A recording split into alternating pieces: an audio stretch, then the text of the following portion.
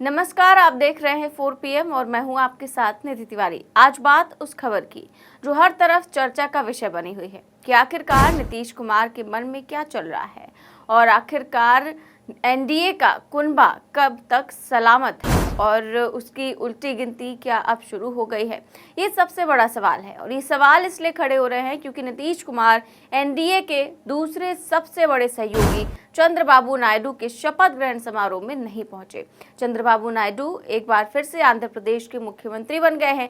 उनके शपथ ग्रहण समारोह में एनडीए के लगभग हर घटक दल के नेता जो है वो मौजूद थे। तमाम बड़े बड़े मुख्यमंत्री मौजूद रहे। एनडीए का लगभग पूरा कुनबा पूरे कार्यक्रम में जो है वो मंच पर दिखाई दिया। लेकिन इस कार्यक्रम में बिहार के मुख्यमंत्री नीतीश कुमार नहीं थे। बस फिर क्या था? इस बात को लेकर बिहार की सियासत में बवाल मच गया। चर्चाएं होने लगी कि एनडीए के भीतर सब कुछ ठीक नहीं है।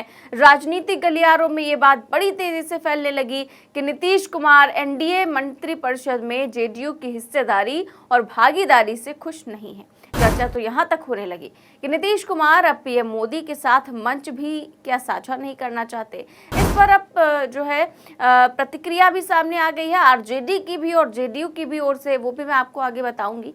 फिलहाल आरजेडी प्रवक्ता एजाज अहमद ने इसको लेकर बड़ा बयान दिया है। उन्होंने कहा कि जब नीतीश कुमार के मन मुताबिक काम नहीं होता तो वो मौन धारण कर लेते हैं। किसी न किसी तरीके से वो इस बात का संकेत भी दे देते हैं।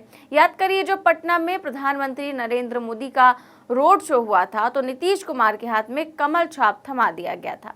इसके बाद नीतीश जो है वो प्रधानमंत्री के नामांकन समारोह में नहीं पहुंचे थे। तो ये कहा गया है आरजेडी की तरफ से कि जब नीतीश कुमार के मन मुताबिक काम नहीं होता है तो वो मौन धारण कर लेते हैं और किसी न किसी तरीके से वो इस बात का संकेत भी दे देते हैं कि वो खुश नहीं है और अंदर ही अंदर मन में बड़ी हलचल है।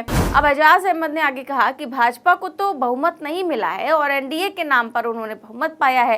इसके बाद जो मंत्रालयों का जिस तरह से बंटवारा हुआ है, अभी लोकसभा अध्यक्ष की भी बात होनी है, तो इससे आगे की कई चीजें होने वाली है। ऐसे में एनडीए के एक महत्वपूर्ण कार्यक्रम से नीतीश कुमार की दूरी बड़े संकेत दे रही है। हालांकि नीतीश की गैर मौजूदगी पर जेडीयू की भी प्रतिक्रिया सामने आई है और बिहार के मंत्री और जेडीयू नेता जमा खान ने कहा था कि समारोह में नहीं जाने के कई कारण हो सकते हैं। हो सकता है उनकी तबीयत खराब हो या हो सकता है उन्हें कोई काम हो, लेकिन तबीयत खराब और काम होना ये मतलब एक तरह से अलग सी ही बात हो जाती है कि जो है वो कार्यक्रम में नहीं जाते हैं। तो क्योंकि दो खंभे आज की तारीख में अगर प्रधानमंत्री मोदी की सरकार को सपोर्ट कर रहे हैं तो उसमें एक चंद्रबाबू नायडू है तो दूसरे नीतीश कुमार हैं। और ऐसे में जब चंद्रबाबू नायडू का शपथ ग्रहण हो और नीतीश कुमार नहीं पहुंचे तो वहां से अटकलों का बाजार गर्म होना तो लाजमी है कि आखिरकार नीतीश कुमार अगर नहीं गए हैं तो क्या वो अपना पुराना फॉर्मूला अपना रहे हैं जिसमें वो संकेतों के आधार पर अपनी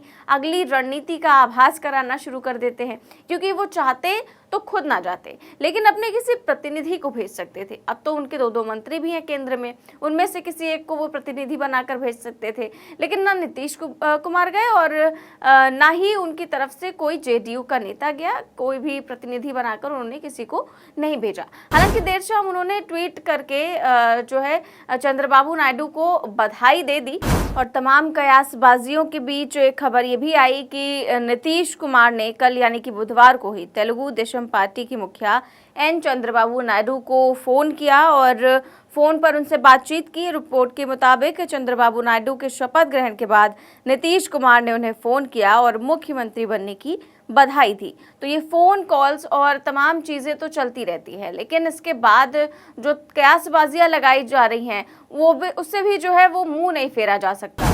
और अब इस बात को लेकर भी चर्चा शुरू हो गई है कि जो विभागों का बंटवारा हुआ उसको लेकर नाराजगी है, क्योंकि एनडीए की सरकार में अगर नंबर्स के मामले में देखें तो नीतीश कुमार और नायडू की सबसे अहम भूमिका है। नीतीश के 12 सांसदों को जीत मिली है। नीतीश के 4 सांसद पर 1 मंत्री पद के फॉर्मूले से अपनी पार्टी के लिए 3 मंत्रालय चाहते थे, लेकिन उनकी पार्टी को 2 मंत्रालय मिले और वो जो 2 मंत्रालय मिले वो भी जो है उससे भी वो संतुष्ट नहीं है, क्योंकि एक कैबिनेट और एक राज्य मंत्री का पद मिला। ललन सिंह को पंचायती राज मंत्री, मत्स्य पालन, पशुपालन और डेयरी का विभाग दिया गया है और रामनाथ ठाकुर को कृषि एवं किसान कल्याण मंत्रालय में राज्य मंत्री का पद दिया गया है। अब बहुत देर तक इस बात का इंतजार भी किया गया कि खुद मंत्री जिन्हें पोर्टफोलियो मिला है, जिन्हें मंत्रालय मिला है, वो थैंक यू का एक ट्वीट तो जरूर करेंगे, लेकिन ऐसा कुछ नहीं हुआ।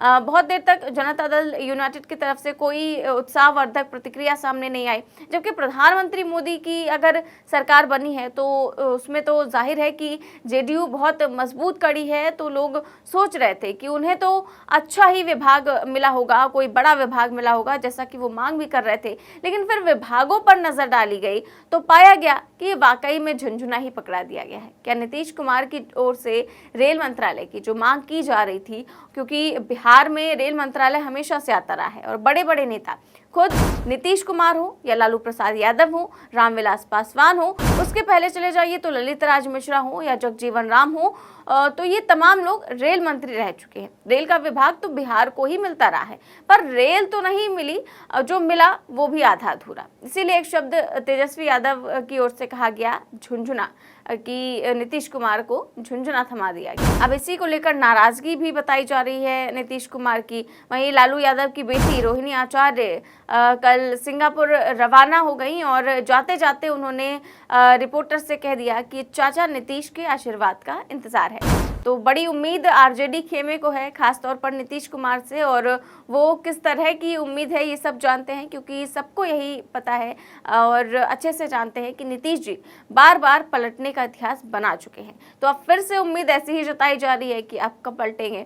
वैसे बहुत से लोगों का मानना है कि नीतीश कुमार इस मंत्रिमंडल और ये जो विभागों का बंटवारा हुआ है, इससे बहुत आगे की सोच रहे हैं, और वो आगे की बात यह है कि संभवतः उनके रणनीतिकारों ने यह तय कर लिया है कि बिहार में जो चुनाव अगले साल होना था वो इसी साल होना चाहिए, ऐसा उनका मानना है। और अभी चुनाव होने का ये फायदा होगा कि ये जो अभी जीत का प्रवाह है, उस प्रवाह में खुद लोकसभा चुनाव के बाद विधानसभा में सीटें आसानी से निकाली जा सकती हैं। ये चाहत है नीतीश कुमार की। और महाराष्ट्र में, झारखंड में, हरियाणा में तो चुनाव हो ही रहे हैं, तो ऐसे में क्या साल के अंत में बिहार में भी हो जाए चुनाव। और बहुत से लोग जो जेडीयू की राजनीति को समझते हैं, उनका यही मानना है कि नीतीश कुमार की यही चाहत है, और इसी कारण से वो अभी से वो तेवर अपना रहे हैं जिसमें बात तो माननी पड़ेगी। एक साल पहले चुनाव करा लिए जाएंगे, तो क्या नीतीश कुमार अपना गेम शुरू कर चुके हैं, और क्या आने वाले दिनों में नीतीश के गेम में